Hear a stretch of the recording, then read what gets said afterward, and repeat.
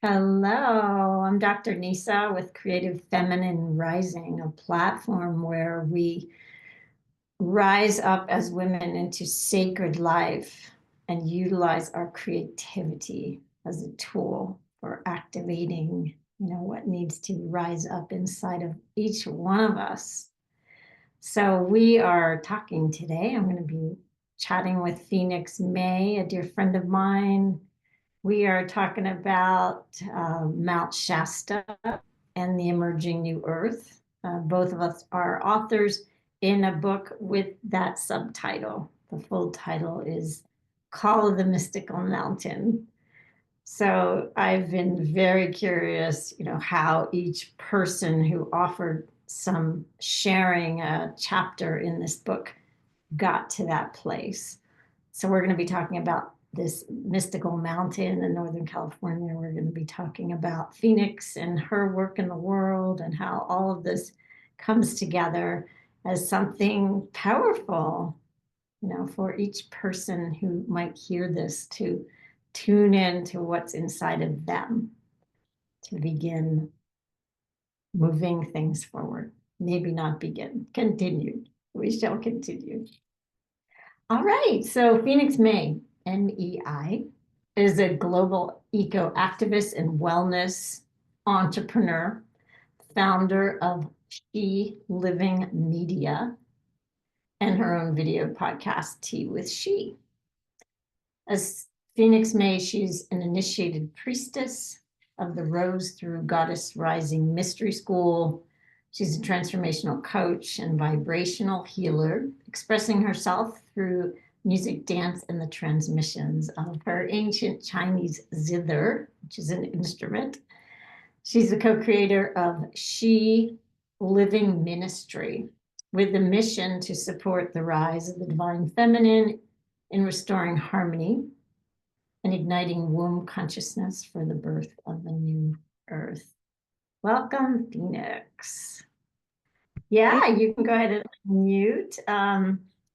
Yeah, gosh, we have so much to talk about. Where shall we begin? I would love to just preface this conversation with the fact that in your chapter, you talk about Mount Shasta as kind of like a base for you while you do not live there. It's like church. It's like where you go when you really want to connect in deeply into the divine. Yes. So do you want to tell a little bit about how that all got started for you?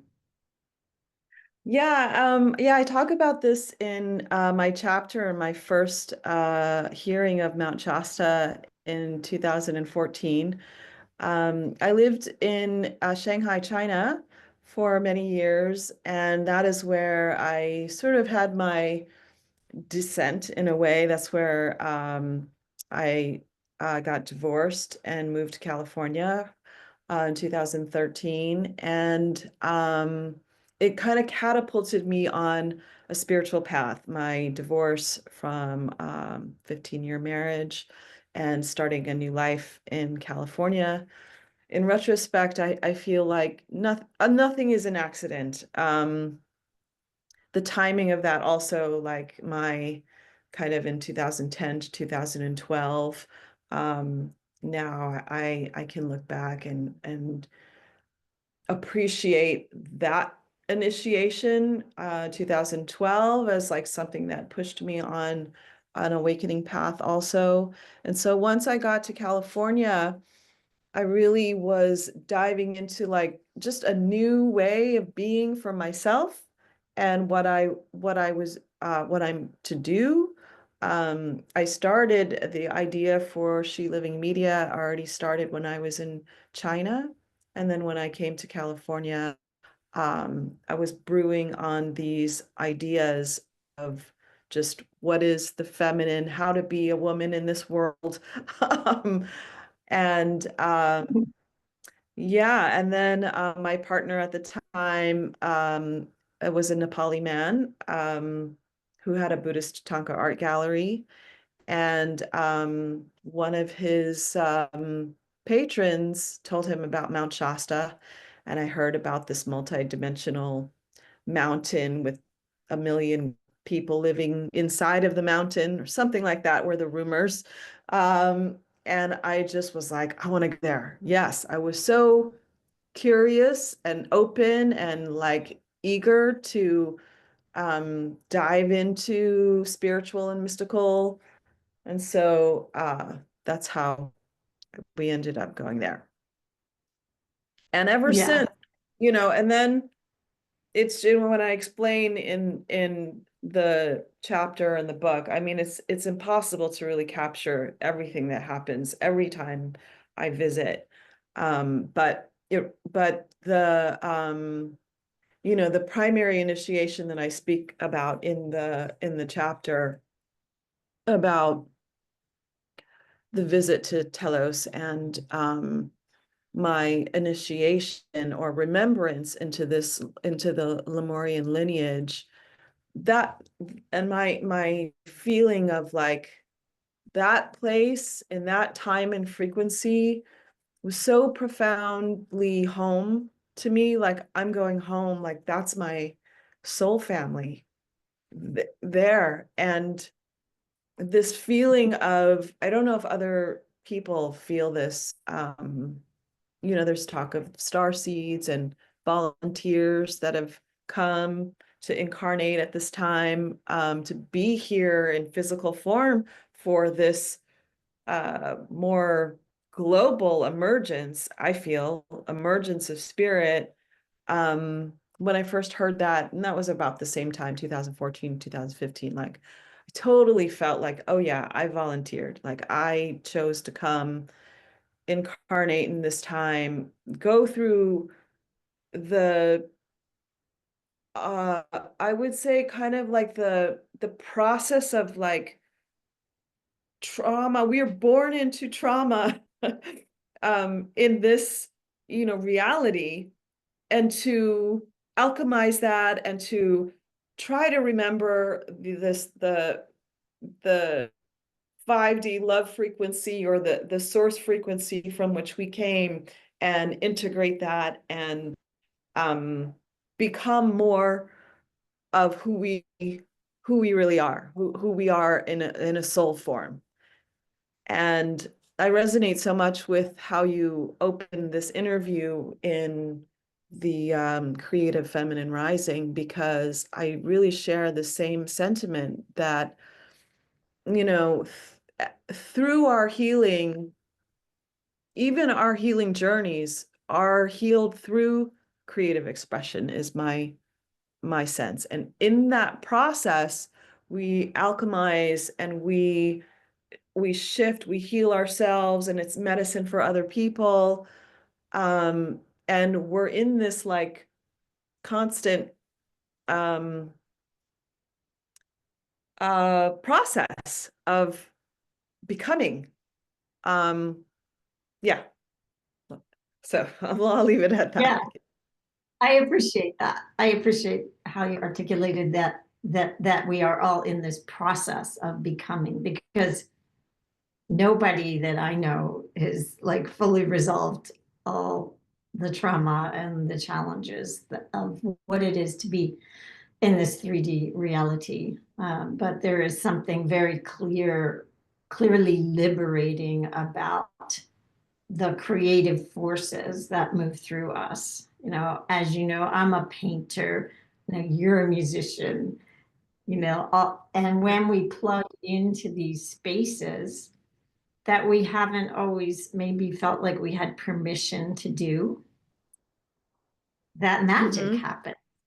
We Yes. liberate ourselves, we support other people in coming alive and feeling that beauty inside themselves. In my opinion, I feel like we're being asked to do this right now as part Mm-hmm. of the feminine emergence, is like when we can tap into that space in us, in our own unique alignment with, call it the muse, that we are bringing forward what we're meant to bring forward. And when everyone's doing that in their pure joy, wow, can you imagine what the world Yes. would be? Yes. Amazing. Yeah.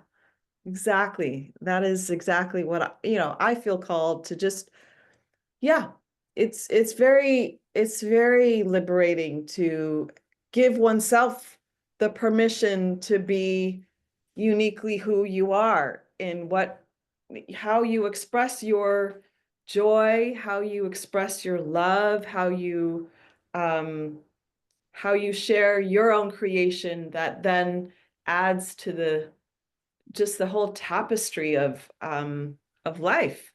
Yeah. Yeah. And so integrating into that concept, okay, this creative expression is the other side of the equation from, from my platform, which is the sacred. And you mentioned in your chapter that you had the good fortune of connecting with one of the tribal leaders Hmm. who part of the Mount Shasta area, the Winnem and Wintu. And you mentioned in there that one of the teachings that you really got from this man, I can't remember his name, but one Yeah. of the, Oh, yes. oh, Yeah. yeah, uh, these elders, these tribal elders that's bringing these teachings forward is to take care of the sacred. So, like, Yes. what isn't everything the sacred, that we are tuning into the next 7 generations and what's behind it? And Mount Shasta, in particular, by that tribe, as I understand, is revered as creation. Like that there's a place on the mountain where creation springs from its literal spring and waters. Do you want to talk about that a little bit more? Um, yeah. I mean, it's true, everything is sacred. If we see it that way, it's such a beautiful way to hold reality, if wherever we are. But particularly, there are of course these particular places on the planet, Mount Shasta being one of them, like extra sacred, as you say, like a portal, a wellspring of energy and wisdom transmission there. I know that's she spoke to you, and you moved there to be close to that frequency there. And I just, the more that I had spent time there and received so much from the mountain, to then um to then appreciate more the the people that are stewarding the energies around the area, and then really fueling that with our prayers and intentions, to cultivate that relationship, particularly with the mountain, because there are, whatever powerful places are going to attract a lot of different energies. And what I witnessed in their ceremony, I mean, the fire keepers. I mean, we're all fire keepers and tenders in certain ways, tending to the sacred fire of life and creation. Their fire ceremony and their dance, energetic prayer for the mountain and for the ongoing um pr protection and devotion um, to Mount Shasta particularly, and to the land. It did really move me, and have me also want to view myself with that kind of lens, is what you just shared. How can we act as stewards, not just for like this one lifetime of our own life, but this legacy, because we are only here in physical form, I don't know, for 100 years. Um, the land, the earth and the all the beings around are, I mean, we just continue the cycle forward. And um, can we cultivate ourselves and the places that are around us to leave it better than we found it, but then also so that it carries on through generations, forward and back. Honoring Yeah. ancestors that came before us, and then the future generations to come. Yeah. Well, it seems to me that after reading your chapter, something so deep inside of you was activated by starting to visit Mount Shasta that you took on, more of a devotional path in your Yes. life. And you started She. Tell us about that. What is this temple, this church, this devotional container? I know it's still in the making, but I would love for you to talk about Mhm. that. Yeah, thank you. Yeah, I'm just reflecting about my own spiritual practice and my journey to my own spiritual practices, which was developed a lot on my own, and really post 2012 when I kind of dove into it. And she what she stands for is not just the gender pronoun, but it stands for spirited, heart-centered, evolutionary living. I think it's my exploration into how to live that, a spirited, heart-centered, and evolutionary life. Um, and, when we talk about the divine feminine, um, it's not something that's come easy to me, which when I think of, I don't know if people think when they hear divine feminine, if they're thinking gender, but it is really more the energetic of that, the yin side of ourselves. And as a painter, or yeah, you're a creative, um, leaning into the intuitive, creative, expressive side, actually has not come very easy to me, particularly in the construct of the world, of the logic and the mind, and science that I grew up in. It's been a process for me to learn what that is, and how to work with the intuition and even the spiritual.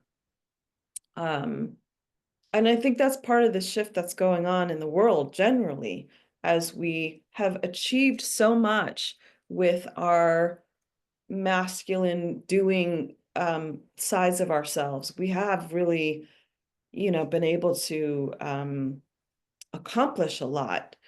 And now, what does it mean to then lean into the creative, into the spirit? And then can we do that in a way that, with less, destruction, power over, and kind of this depletion, unsustainable way of being, that I think a lot of us in the Western world reached our limits um, with living in that way. So um, there are multiple um, inspirations for the ministry, She Living Ministry, because I think as a woman, it's also has not been easy to find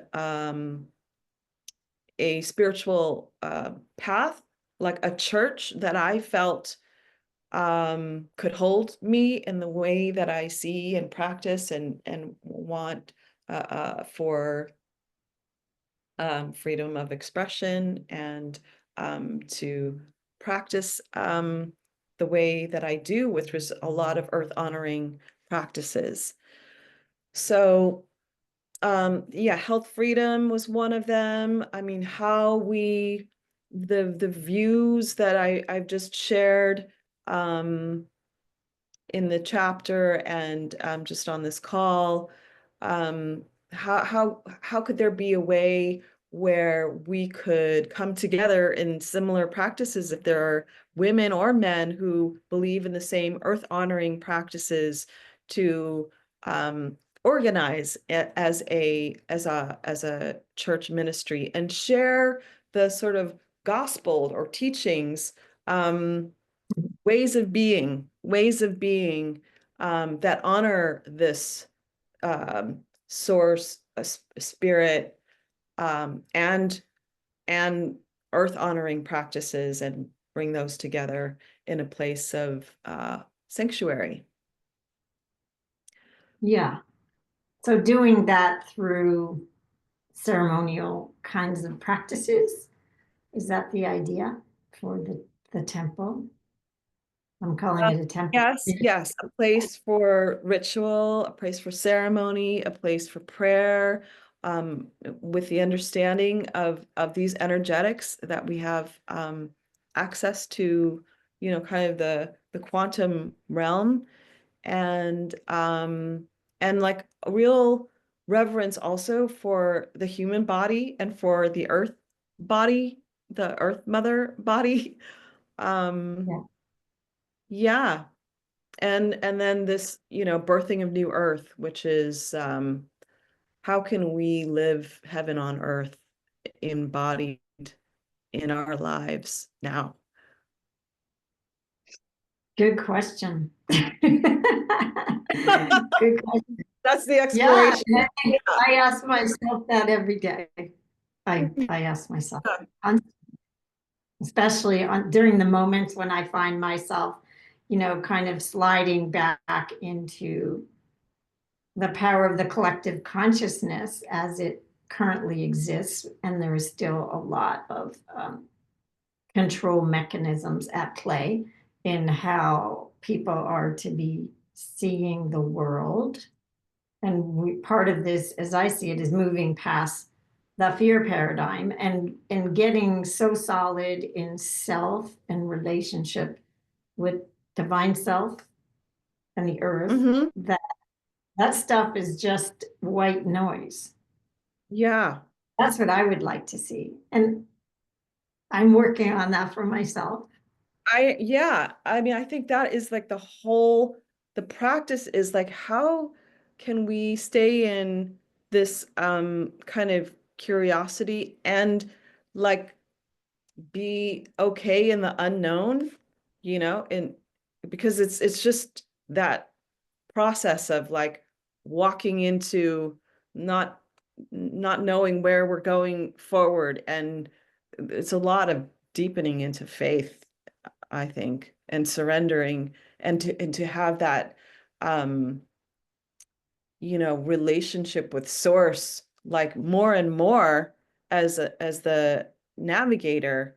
um yeah, because the mind is very, like it has those patterns to seek safety, Yeah, seek, comfort of what is known.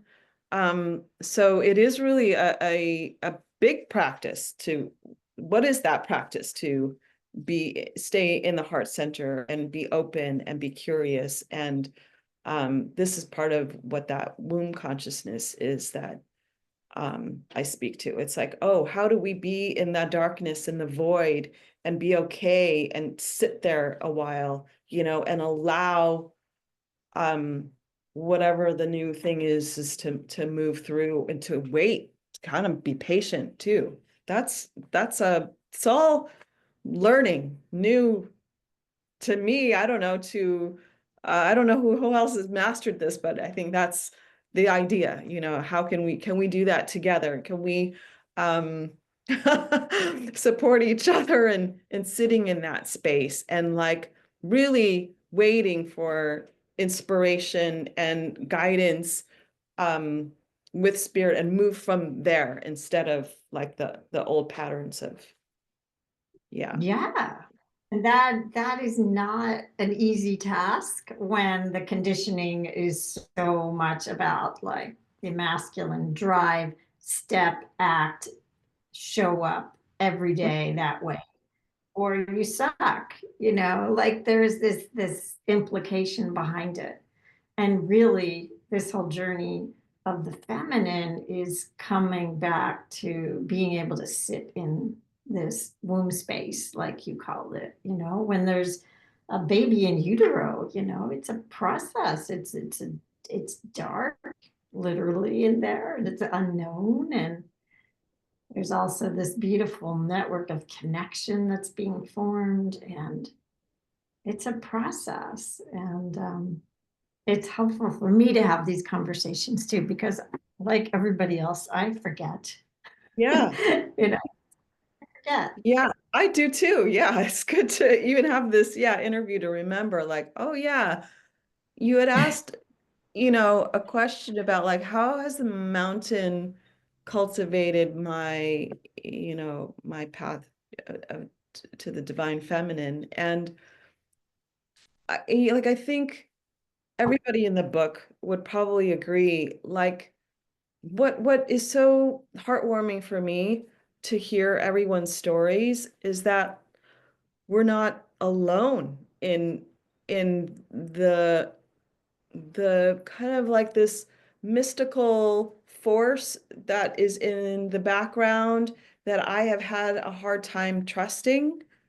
There's a little Mhm. whisper, like go this way, and then you're thinking, well, no, I don't want to go that way, like my home's over there, or whatever you think, like, why would I want to go here for a month? How am I going to get a job or work or, those managing those voices.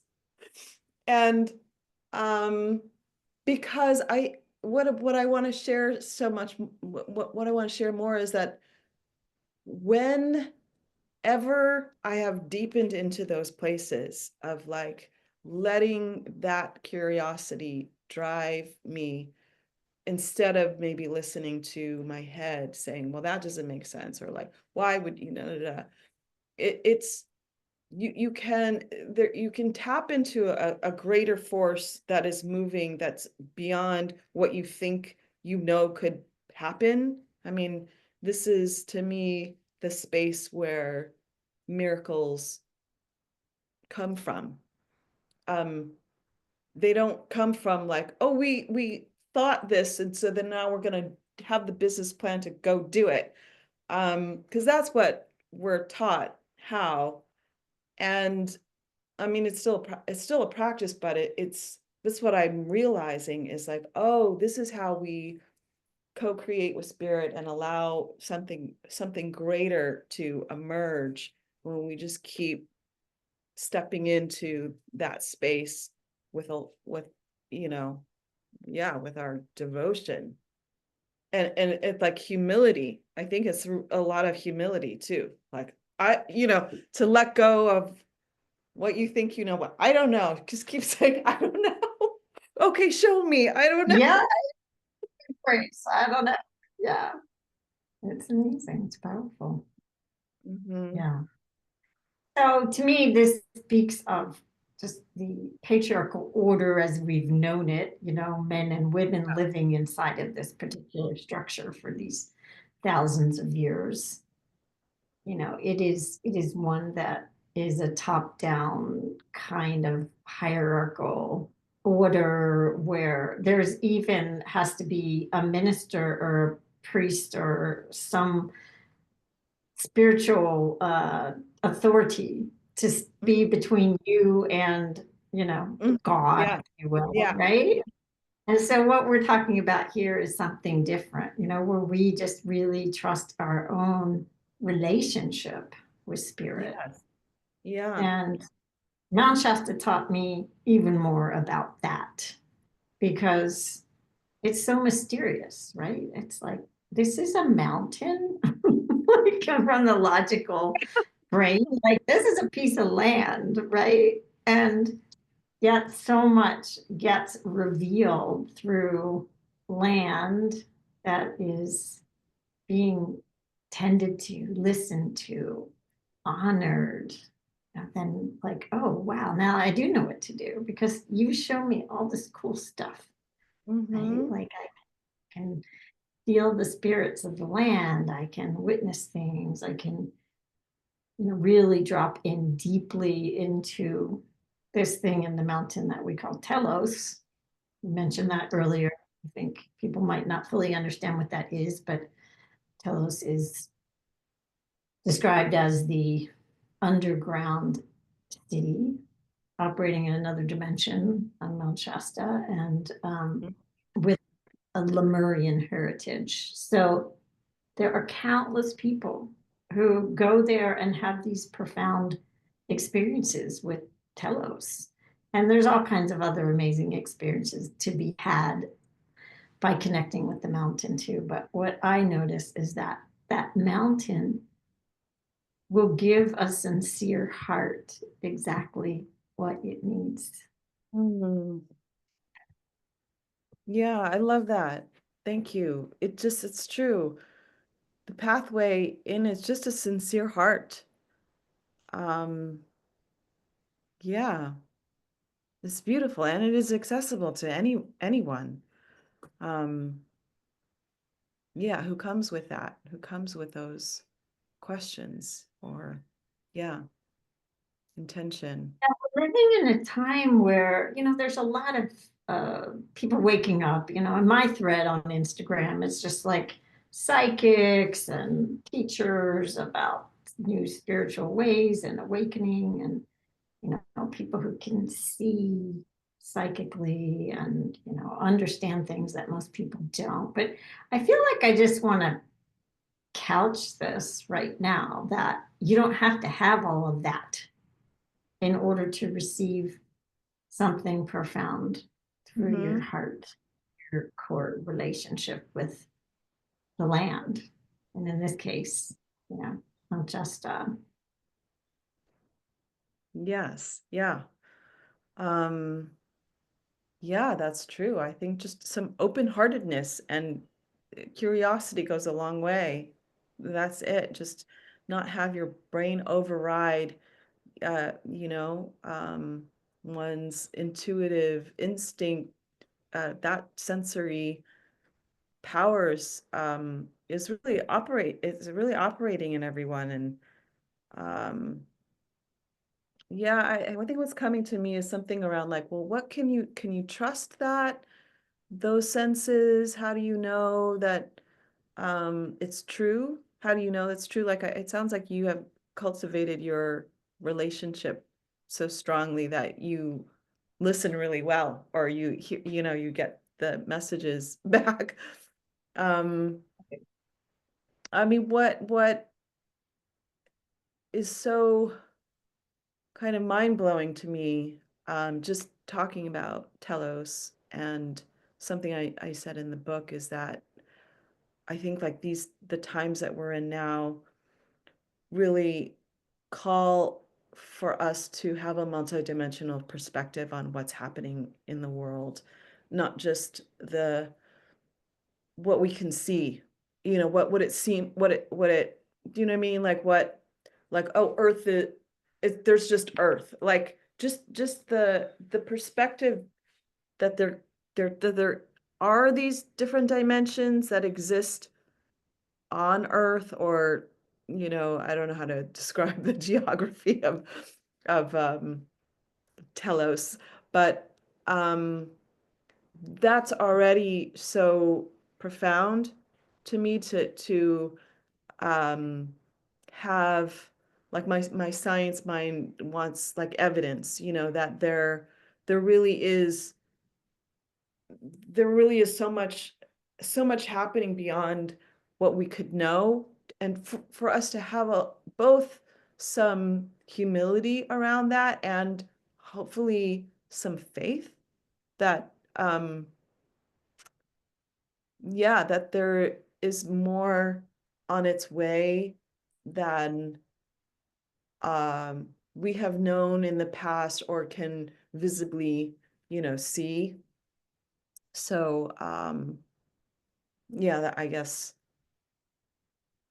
that's what inspires me so much about the ministry, and um, teaching myself also and others about, not only about faith, but also that there are other beings, and there are spirit beings like everywhere around us.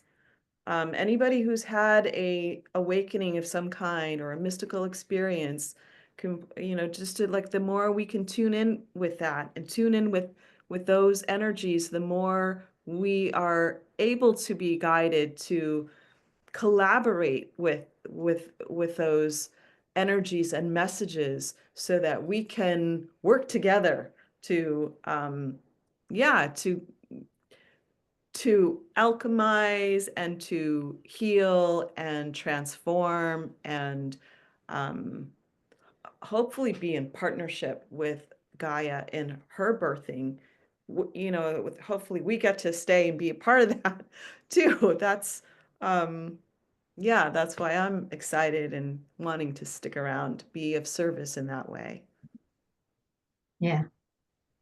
Well, that brings me to this question about the new earth. Lots of people are talking about the new earth and what is the new earth. And in the context of this book, the subtitle that I put on the book is Mount Shasta and the Emerging New Earth. Like, when that came through me, it felt so accurate, but just my words around what that means are just my words. So I'm always curious to hear how other people understand that. So Mount Shasta in relationship to this new earth emerging, and what does it mean to you? Like, part of me is feeling the term that Charles Eisenstein uses, the more beautiful world our hearts know is possible. I feel like I have a feeling of that. I feel like either we've known, it's hard to know, like, is it a future thing or is it a past thing? But we just know that something isn't right, that we could do this better, this thing on Earth. Like, well, that doesn't make any sense. Why are we doing it that way? Like, part of me feels like, oh, okay, yeah, that's New Earth. Like, I have a sense for what it would feel like for us to be there. That's one kind of like way I think about it. Um, but another part of it is just like this energetic, right? Like, there, I mean, I think I wrote about this in the book, that there's, I keep hearing about the metamorphosis of caterpillar to butterfly, and I keep tuning into this kind of sense of what is miracle making, and like what's on the other side of the rainbow, and knowing that, like, I can't know what it is, but I just know that if it's on a scale like that, um if always use this analogy, like, if we are the caterpillar looking at ourselves, like, you couldn't dream that you could start growing wings and flying. So I don't know if I have is that an answer. I just it's like I just keep going that way, and I think there's a sense now, and it's been for a while, where people can feel that, like, the fear of, like, things changing, things falling apart, um like transformation, it's scary too. It's like, oh God, the caterpillar's dying also. That's also true. And yet, like, if we could just, like, ride the wave through the portal, you know, I am in a lot of trust and faith. And I think it takes that to get to the other side. Um, for the collective emergence of that other thing that is unknowable, but it feels yummy to me. It does, when I tune into, when you say New Earth, Because I think the earth is changing. I don't know what that means either, but I believe it. And I feel like we as humans are also changing. Like our my senses have heightened in the last couple years. It's sort of like, exponential from where it was. And so just some other energies in the air that it does feel new, I mean, it's definitely new to us, but I think it's new on the collective too. And you know, I just like hope we can all be good midwives in this sense and just like breathe and uh yeah, stay stay with it and do one's um own part, whatever each one of us feels called to be in our what makes us feel vibrant and alive and um bring through what spirit is bringing through each of us to deliver you with your beautiful portal activations and me when I tune in and deliver this music. It's like a different sound frequency that I'm translating through my instruments, the instruments that I use. To me, that's how I'm supporting the new earth emergence. I don't know. I hope it's helping. Yeah, 100%. Well, you did write in your chapter about the music bringing a lot of joy, and that is part of your mission, is to exude more joy and to generate more joy, right? Yes. Yes. Yeah. I think it's so important, for myself and for everyone to anchor into this own like high frequency. And it is my great joy to play the music, to tune in, to share it. That's when I feel most happy. So, yeah, and you can only hope as an artist that what you bring through resonates with people, I think, right? I mean, I do it for my own joy. I hope that other people enjoy it as well. Yeah, absolutely. So, in closing, um, anything else you want to say about Mount Shasta, about your ministry, about the connection between those two? I don't think that there's anything more. Um, yeah, I'm in, um, yeah, I think both of the things are reminder places for me to tune into something that's larger than myself. Mm, yeah, beautiful. All right. Well, thank you, dear. I'm going to make sure to put your contact information in below the video, so that'll be available for people as well. All right. Thank you, honey. So much.